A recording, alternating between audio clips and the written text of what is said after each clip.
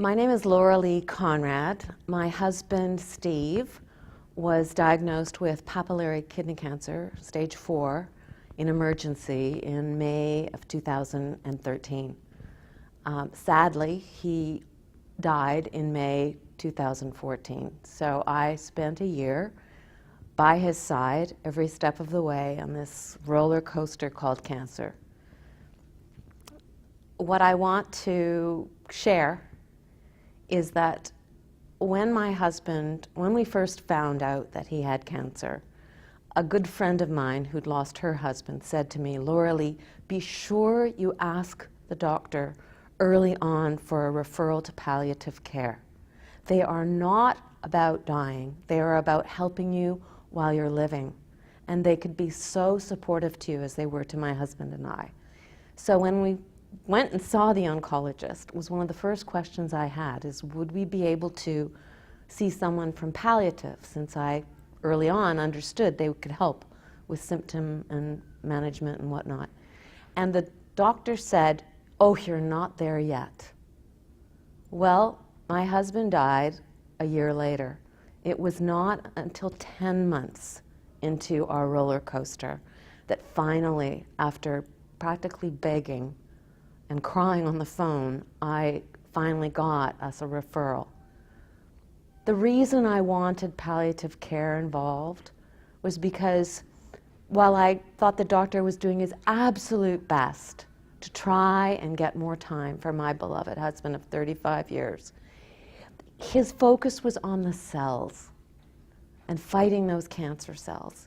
And there wasn't anyone paying attention to how this all was affecting Steve and how he was feeling about what was going on. Clearly, his disease, because it was an aggressive form of cancer, was winning the day.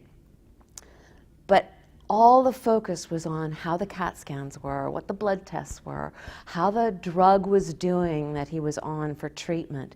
And there wasn't the question about, so how are you feeling? And he was not doing well.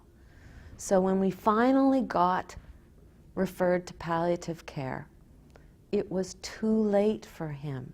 He could barely get to the hospital, let alone go to yet one more meeting with another strange professional that he hadn't met before. And he said to me, "Laurelea, I'm too tired to talk about how I feel."